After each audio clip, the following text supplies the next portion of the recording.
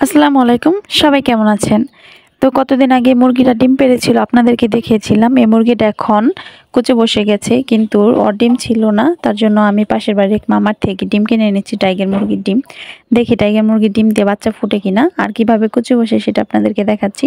আমি চুলার থেকে ছাই তুলে নিয়েছি। এই ছাইগুলো ভালোভাবে চেলে নিলাম, বেছে নিলাম, যাতে কোনো ধরনের ইট পাথর কণা না থাকে, তাহলে কিন্তু ডিম ফেটে যাবে। তারপর আমি ডিমগুলো একে একে সুন্দর করে ছাইয়ের ভিতরে বসিয়ে দিব। তারপর মুরগিটাকে অন্য জায়গা থেকে এখানে নিয়ে আসব। প্রথমে আপনারা একটা দুটো ডিম দিয়ে দেখবেন যে মুরগিটা বসে কিনা, তারপর বসলে সব কটা ডিম দিয়ে দিবেন। আমার মুরগিটা যেহেতু বসেছে, তাই আমি সব ডিমই দিয়ে দিলাম। তারপরে কিছুদিন পর হয়েছে কি, যে দেখলাম দুইটা বাচ্চা ফুটে গেছে, কিন্তু আর বাচ্চাগুলো ফুটেনি, কিন্তু একটু একটু ফুটে রেখেছে। তারপর আরেকদিন ওয়েট করলাম, তারপরেও ফুটে না। তারপর আমি এই যে বের করে দেওয়ার চেষ্টা করলাম। আমি তো বের করে দিতে পেরেছি, কিন্তু আল্লাহ তাআলা ওদেরকে বাঁচিয়ে রাখবে কিনা জানি না। অনেকের মুখে শুনি যে হাত দিয়ে খুঁটে বের করে দিলে বাচ্চা নাকি সেগুলা ভালো হয় না, বাঁচে না। আজকে মানুষের বাচ্চা হলে হয়তো কান্নাকাটি শুরু হয়ে যেত। ওদের জন্য আমার অনেক মায়া হয়। বুবা প্রাণী বুবা জাত, তো তার জন্য আমি বের করে দিলাম দুইটা বাচ্চাকেই, কিন্তু ওদেরকে দেয় না ওর মা যে আগে ফুটেছে না বাচ্চাগুলো, ওগুলাকে নিয়ে আছে, ওদেরকে আর দিচ্ছে না, তাপ দিচ্ছে না। তাপ না দিলে তো ওরা ছোটো বাচ্চা মারা যাবে, শরীর অনেকটাই ঠান্ডা হয়ে যায়।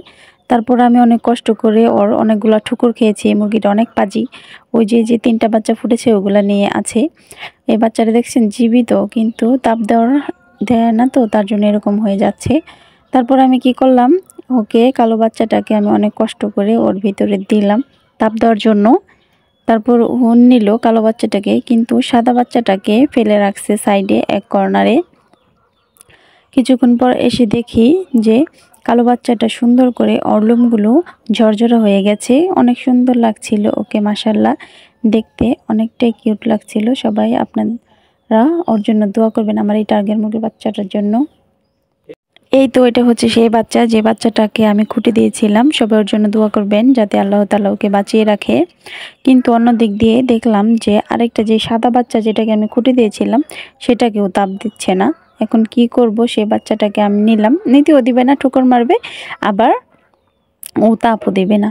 তারপর আমি এটাকে লাইটের আলোতে রেখে দিলাম, দেখি আল্লাহ তাআলা কি করে। আজকে এ পর্যন্ত, আল্লাহ হাফেজ।